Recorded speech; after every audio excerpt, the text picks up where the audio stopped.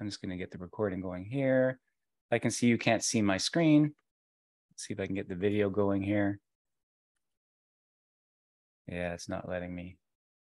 It's only letting me do one application at once. So right now my video is on YouTube, but not on Zoom.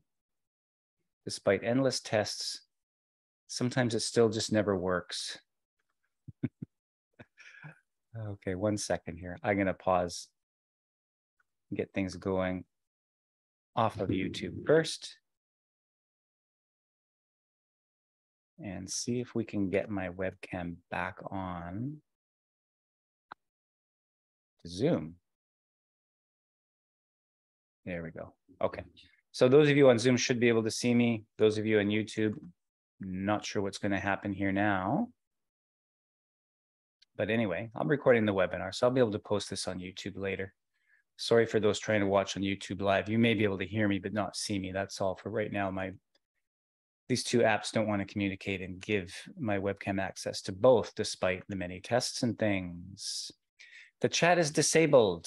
Yeah, that's something I've noticed too that's been happening lately. Let's see if I can figure that out. That happened last time too, and it shouldn't be like that. Just going to try and enable that. Everyone and everyone. Thanks for the heads up there.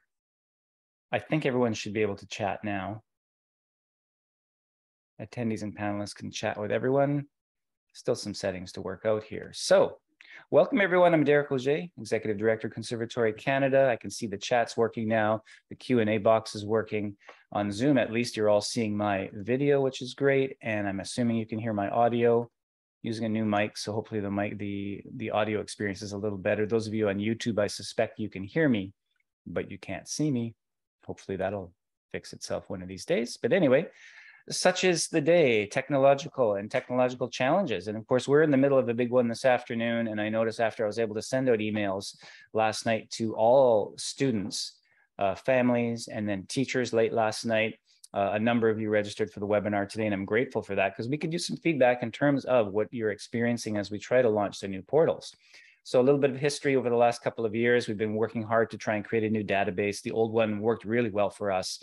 It wasn't overly secure in some ways. We were starting to learn, even though we were never hacked, we never had any trouble. It was also very hard and costly to maintain.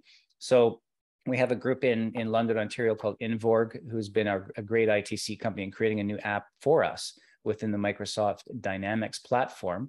And on Monday, we finally got to that point where we decided we were going to push the green light on that app after pausing the other one for a week and see if we can get everyone registered and start using this new app. There are going to be some growing pains. This whole app, we're just learning how large the old database really was with, tens of thousands of users in terms of teachers, students going back to 2007 when we launched that app. We've captured a lot of information there. It's proved to be very challenging to migrate over. We're pretty happy with the data that we're seeing in the new database. But of course, right now, this week, the challenge for us, and I'm sure a lot of you can attest to this, and so can I, that it's a challenge to get everyone logged into the new system in a secure way that ties all of the old academic records that you were attached to with your students into the new portal. And so we've been working hard with Invorg to try and figure out how to tie those together so that it's secure, so that not just anyone can log into your account and take over your teacher account. That's a big concern. I think it's very unlikely, but we're trying to figure out a process here. And so what we started with was a process on Tuesday morning where we pushed a bunch of activation links to all the users, realizing that a lot of you, wouldn't get those emails because of spam blockers, because you had a defunct email address in our old system. Any number of issues really can block those emails. We know that anyone with an @Shaw email address, those from Thunder Bay West in Canada that use Shaw, you likely are not going to see those in a spam folder or anywhere. The server is just simply blocking them, and there's no support we could get from Shaw to enable that. We know it's not just unique to Shaw. It could be Rogers, it could be some TELUS accounts. Sometimes you're just not going to get those emails. And so we have a process in place in the database that I'll walk you through that will allow you to do it without an activation link when you need to. As we sent out about 30,000 emails on Tuesday, Invorg realized that the system couldn't handle that volume of emails. So it only was able to send out 2,000 emails and met a quota for the day, and they had to shut it down. So a lot of you got into the process, you're waiting for your activation link, and you weren't getting it because the system could only handle so much. They didn't realize that. And for that, we apologize. They found a little workaround, and we have decided yesterday to send out more batched emails. So we're going to stretch this out over a period of time so we can better diagnose any issues that might come up. And so some of you may have restarted receiving an activation link. I suspect it's actually a very small number that have received anything. Nevertheless, I was assured yesterday that we have a process in place on our new login page that you can access, you can start to try and register and link your accounts anytime, even without those activation links coming to you as a notification to whatever email address was set up in the old database. So there's a process in place. We're not convinced it's actually working yet, and for that I apologize. But I had always set aside this date over the last couple of weeks as a means of reaching out to you to get feedback, to give you an update on the process in case something wasn't quite working to our liking. And so I'll give you a little bit of background, and I'm going to launch a poll here so that I can get your feedback on where each of you is in the process, figure out and get more feedback that I can give to Invorg so that we can get this process moving. We're hopeful that in a week from now, we're in a place where everything is working smoothly.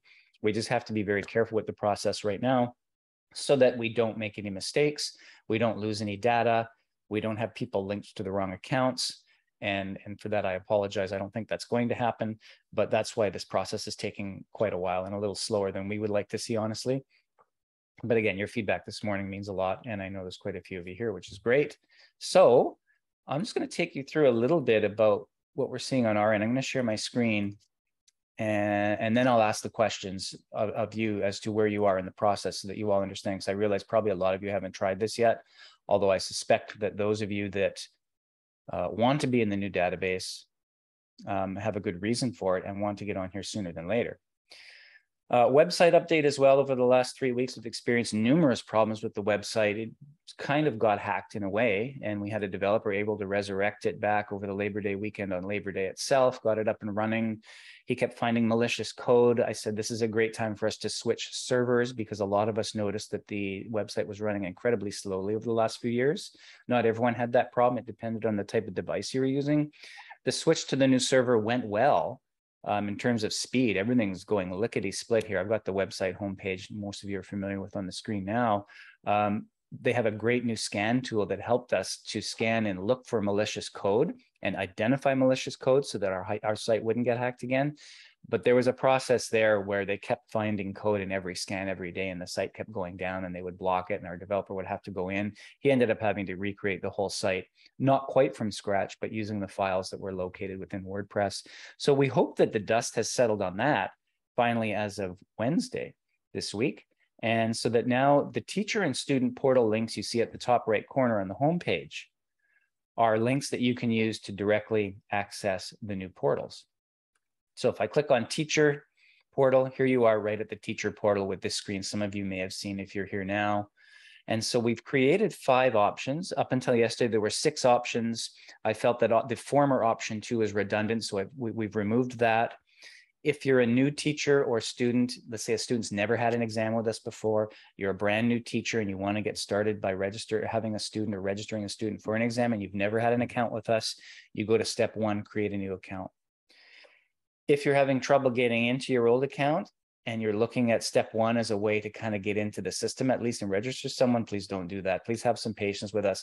That's not going to link your old account with all the old academic records into this new portal. And that's why this is taking so long to figure out. We want to make sure you still can log in here correctly, register, and we link all of that old data. Some of you have hundreds of students. We want to make sure you can still see all that old legacy data that goes back to 2007 and then some.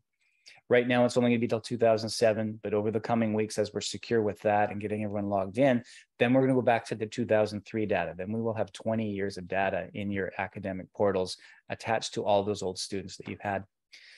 The system, most of you, I think, are already existing teachers here. And so you're going to want to go to option 3. If you have a family and you're trying to walk them through the process because they want to get registered now, or they need to see an exam result, they need a transcript, an academic report, whatever it is, they're going to use option 2.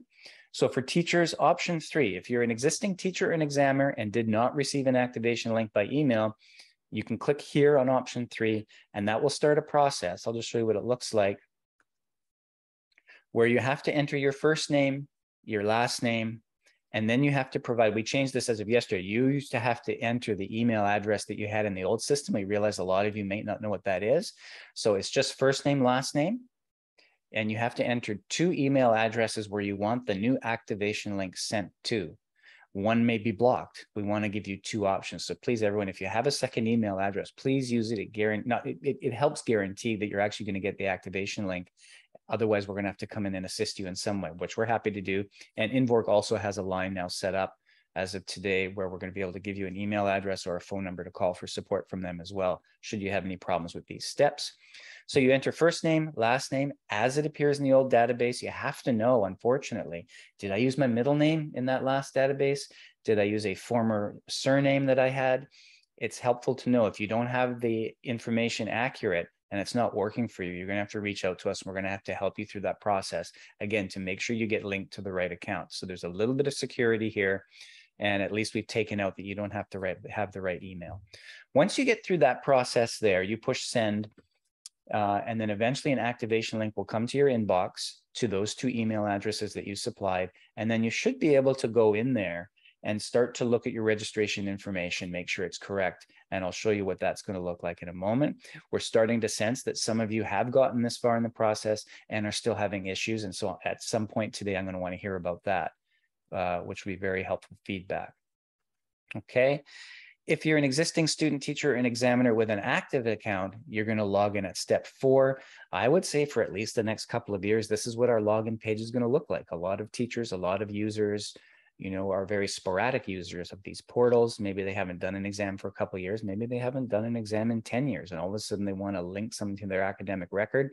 They're going to need to use step 2 or 3 in the meantime. Step 4 is if you've already completed the process, that's going to become your regular login option is number 4. And then if you ever lose your password, your ID or anything, you can retrieve it at step 5, where you'll be prompted for security questions that you're going to fill out as part of the new registration process. So at this point, any questions, throw them in the Q&A. I'll try and monitor the chat box as well. I want to make sure that we're giving you all the information you need. And like I said, today, an equal part of this conversation today for us is going to be the feedback that we get from you to make sure this is working correctly. In our user tests, things are working correctly, but we realize now after a couple of years in this process that that's not always going to be the case for the public. So let's see here. Where can I start next? This is a teacher registration page. So if I go here, I'm just going to show you what a notification email looks like. It might say something like an account is successfully created for you in E6 CCDP-Conservatory Canada. That's in the subject line. If you ever see E6 CCDP, I don't know about you, but right away I think virus, malware, or something. In this case, it's not. We've asked, and so we can see in the from line, it actually does say Conservatory Canada. We're trying to minimize the E6 CCDP. I know that can set people off. It certainly does for me. But when you see an email that looks like this, you can know it's coming from us. It's coming from our new portal. And it says, click here to complete the registration process. And when I do, I am taken to this screen here, where in the teacher registration information, there's my teacher account with all my information. I'm told that at the moment, we can't actually edit this. It's just there. And so note your email address. This is all information that comes from the old portal that's been migrated to the new portal. If you want, you can choose a file to upload a headshot. You can type in a teacher biography. I wouldn't do that quite yet. I would just simply go to the password section, enter a new password, confirm your password. This can be anything new. Answer a couple of security questions. It can be anything like, what primary school did you attend? Mother's maiden name, house number, street name you lived in as a child, all these different things here. Provide an answer. There's 2 of them that are required, and this will help guarantee security should you forget your password or should you forget your ID or something's not working in the system. That's a way that you can guarantee that you're being secure. Organization affiliations, you can skip this for now. Right now, we have a couple things in here. If you feel you're affiliated with Conservatory Canada, you can select that option. What this is meant for later on, we've got an other, and then you can write in your organization name. If you're working for a school somewhere and you want to include that name as an organization you're affiliated with, and you can put teacher, your title designation, that's what that's for. London Music Conservatory and Royal Conservatory Canada, those don't exist as entities. We're having those removed from the database shortly, so you won't see those as options hopefully any longer. But that's what organization affiliation is. If you click select, you have, this shouldn't be a required field. If you just click Conservatory Canada for now, that'll be fine. You don't actually have to click anything. to continue. Experience. I am a new teacher. I have never submitted a student for a CC exam. You can provide us with more information. Right now in the system, I see an asterisk there, and more information is a required field. That should not be a required field. If you're in the process, just type something simple in, test, so that you can get through the process. We're going to have that asterisk removed. We don't need to know that information from you. It's just there right now in case you want to share it. Additional information, subscribe to our newsletter, subscribe to all updates. If you're here on this webinar, you're already on our email list. It's actually stored in a separate system right now. But over time, I'll be taking information from this system and pushing it over to our MailChimp so that you're still engaged with us with my regular bi-weekly updates or thereabouts. In order to complete the process, you have to click I agree with the registration policy and consent, and then you click submit. And once you click submit, all the required fields, I have to confirm the password. I'm not going to do that right now because I've already submitted this. I just captured this information to show you what that activation process looks like.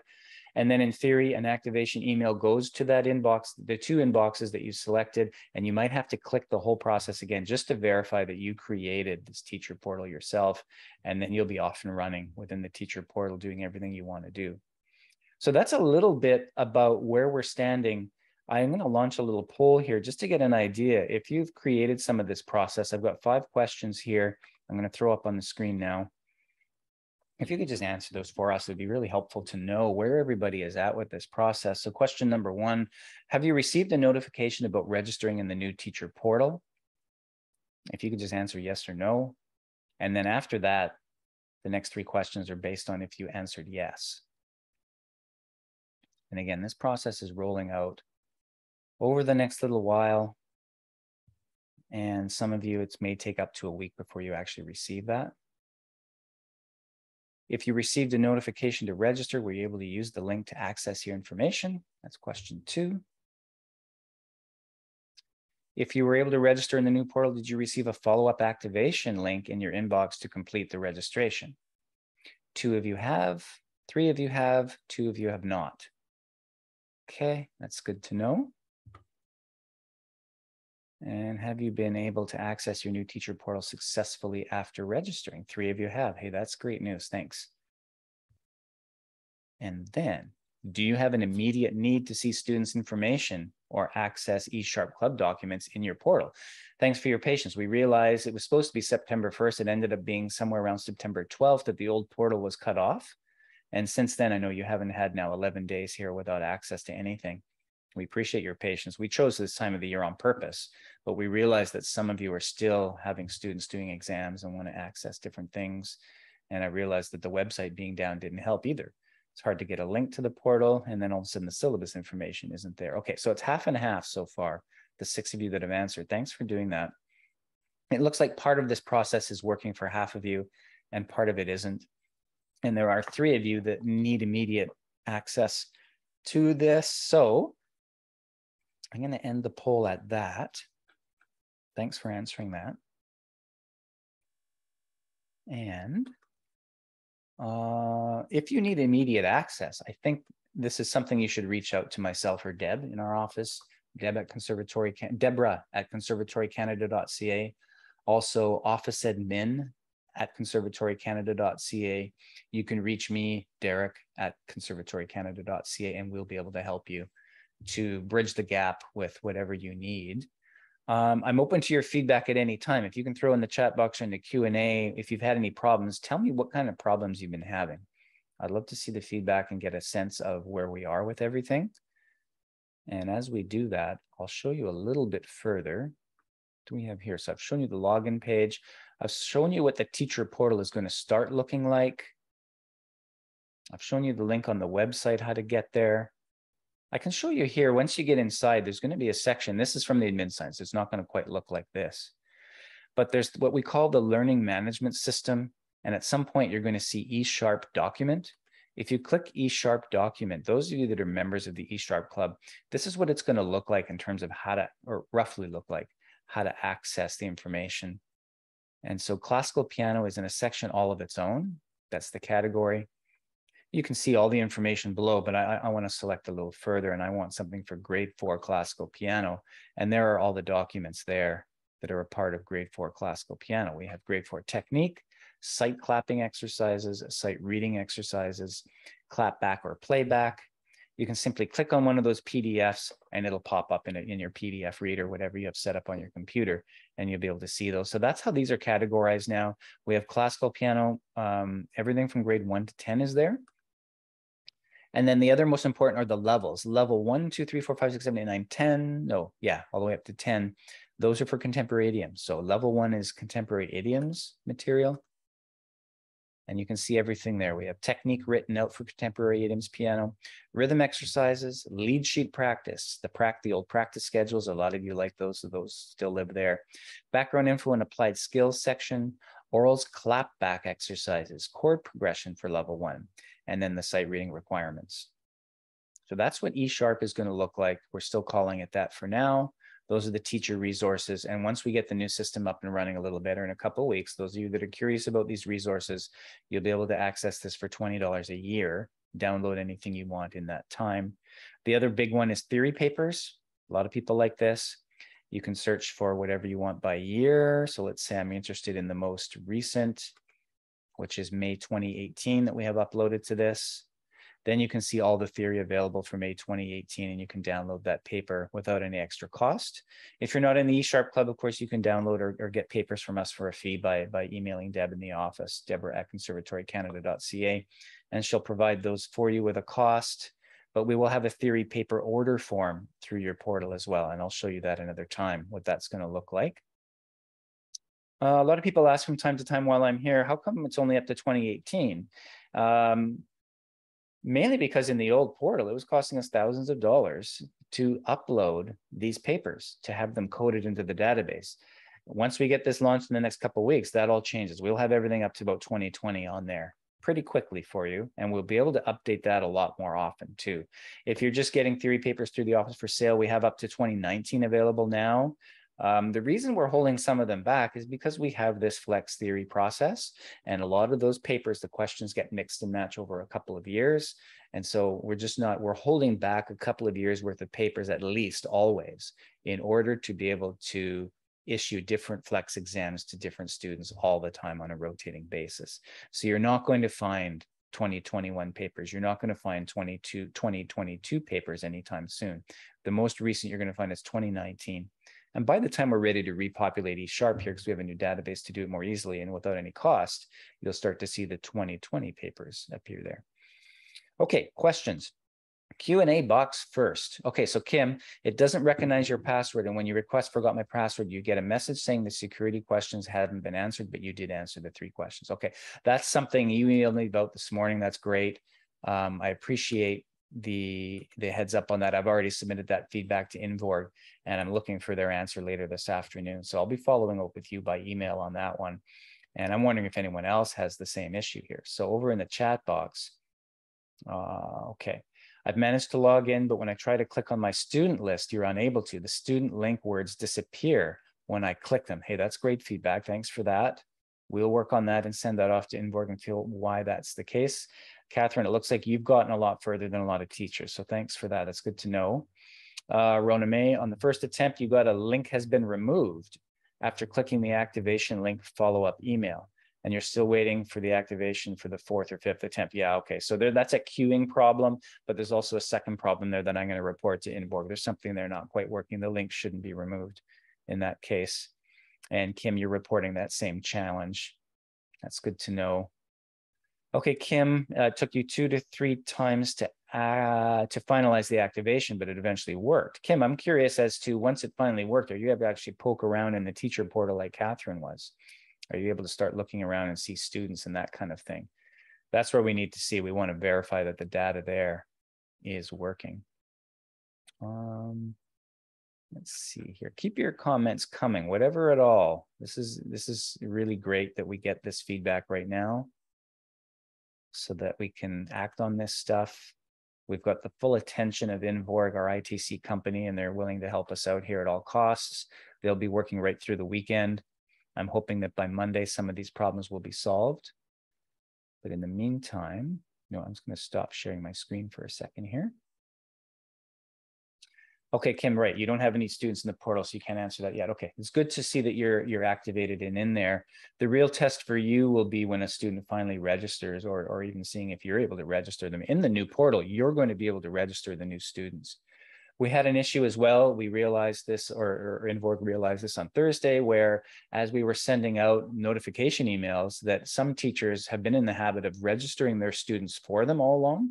And so some teachers with using their own email address for the registration, but using different student names. So the student still has an account, but the email attached to that is one teacher. And so, you know, literally over 100 students with the same email address. That means that teacher's inbox is going to get hit with over 100 different activation emails in the space of a day. So that we have tried to mitigate that before it happens. And that created a little backlog as well here on Thursday. Okay, Lorraine, you could access your student's mark from an early September Flex Theory exam. Awesome, but not the scanned paper. Right, okay, so those documents, we're gonna have to figure that out. We are in the process of talking about that with them. I thought that should have been attached. That just may be something that gets migrated over a little later in terms of those PDFs and how you're actually gonna see the former papers. That's good to know. Okay, and Kim's saying you have quite a few students, Kim Wessel, that would like to do digital badges in preparation for exams. That is awesome to hear.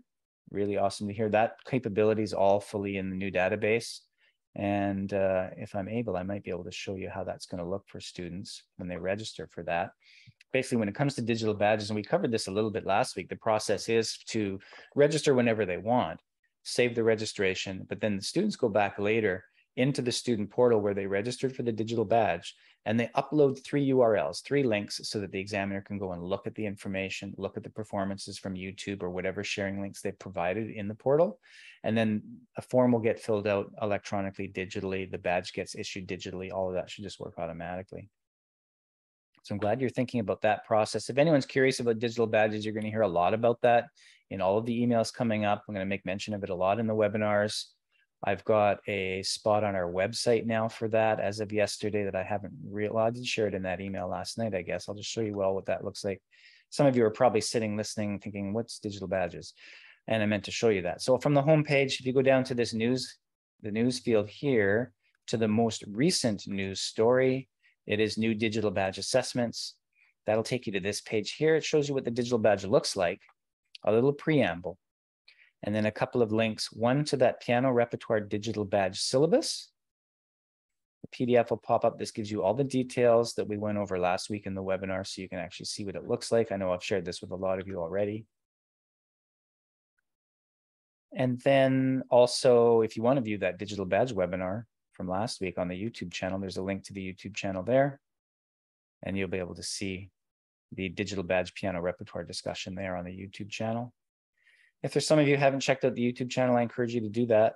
Everything's there, all the latest stuff, all the latest webinars, the mock exams. I notice a number of you have been watching the mock exams themselves, but not necessarily the webinars. Keep in mind, I've put this into playlists. And if I go to playlists here, I'll just show everyone again. The mock exams live inside here. Those are good to watch. Okay. But I think what's even more important is the webinar that goes with it. Not a lot of you are seeing that, I don't think. Mock exam webinar replays. You start watching the webinar, then you go over at some point after my preamble, when the mock exam starts. The mock exam doesn't actually show through the webinar.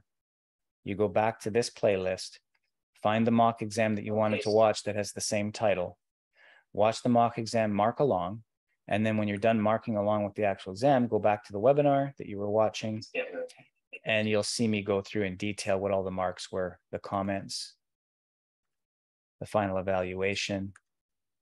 You'll hear the questions that I answered live that day, and a really great process. So I've noticed a lot of people are checking out mock exams. Just be sure to go back and watch the mock exam webinars as well. They always come as a pair. Any other feedback, questions, concerns?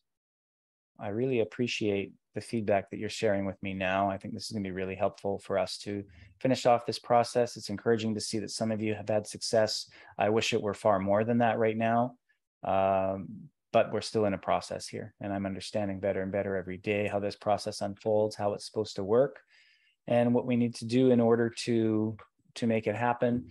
So That's about all I had for today. I only planned a short webinar of about 30 minutes to update you on the process for those that wanted to get in. If you need further assistance, of course, email us and let us know. Let us know what you need from us. And if you need an eSharp document, if you need a registration done, registrations are a little harder. We do have exams still going on during this time. Examiners are just doing old-fashioned pencil and paper, and we're going to upload those results through the new portal at some point when it's safe to do so. And it may take another week for that to happen. The other option at this time, of course, was to have no exams for 3 weeks, but we didn't want to quite do that. So there are a few of you squeaking through and doing exams, and we're happy to do that. It's just going to be a little bit of a messy process, and I just ask for your patience while we get those results uploaded in a meaningful way. Of course, if the delay lasts longer than this next week, then we're going to find a way to get those results to you in the interim a different way so that you can proceed and people can carry on their lives. Because I know you've come accustomed to seeing the results in less than a few days in most cases now. Yeah, I'm happy to keep everyone updated.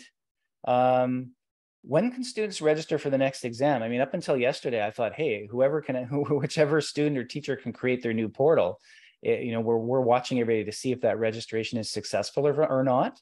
And that to me is sort of step two. Step one for us right now is to get everyone in the portal registered so that they're linked to their old file. But those of you that are squeaking through that process a little cleaner than others for whatever reason, we're going to try and clean that up. If someone can register for an exam, we'll be watching every day to see when that happens. But in my mind, it can happen right now. It's just that some of us are having trouble logging in. So once that all occurs, I would encourage someone, if you have someone ready, please try the process. Let us know if there are any issues. Feel free to copy me, copy Deb in the office, and then we'll send that on to Invorg as well. I suspect that in another communication soon, I'm also going to have a support email for Invorg that you can contact them directly with some of these login and activation issues. It's something that they're willing to help us with. And then that just comes to my final thing today. As we've tried to advertise over the last couple of weeks, our registrar, Kelly Matthews, is leaving as of today. She's moving on to other career opportunities. We wish her all the best. Like I've said in the emails lately, she oversaw a lot of key things in the organization. It's just been an incredible asset to the organization. I know we're all going to miss her. In the meantime, it's Deb and I in the office. Some of you may hear from Sydney at sometimes too, Sydney at conservatorycanada.ca. She was helping us out in the summer, and she's going to come back and start helping us next week on a part-time basis to do some of the scheduling, things like that for the exams that are coming up and a few other duties. So in the meantime, we're all going to catch up, learn this new database together. We regret that Kelly is leaving us, and we wish her all the best. And in the meantime, your concerns, everything that you used to send to Kelly will still go through her email address. But for now, use Deborah, D-E-B-R-A, Deborah at conservatorycanada.ca is your new main contact with us. Of course, you can reach out to me anytime. We're both working together to help fill this void and figure out how that we need to restructure our administrative tasks and meet your needs. And I can see some comments coming here. All the best to Kelly. Yeah, that's great. Feel free to reach out to her. She'll be on her email for the next while. If anyone wants to say so long to her, Kelly at conservatorycanada.ca, she'll be on that email address for the next few hours. And thanks for joining me today. Any further update, feel free to let me know as time goes on here. And we'll do our best to keep you engaged. And I'll have an update for you next Friday. Next Friday, we've got George Litterst and Andrew Harbridge coming back to talk about SuperScore and all the practice tools that they've uploaded to the SuperScore app, which is available through iPad only, to help your students practice in between lessons. I think they're gonna add on to what they've shown us last year in a really meaningful way. They've got a lot of Conservatory Canada repertoire loaded in there now. Andrew's created all sorts of techniques, sight reading, ear training examples in there now. I look forward to seeing this myself. And as that webinar gets started, I'll be able to give you a little bit of an update too in person on how the database is progressing.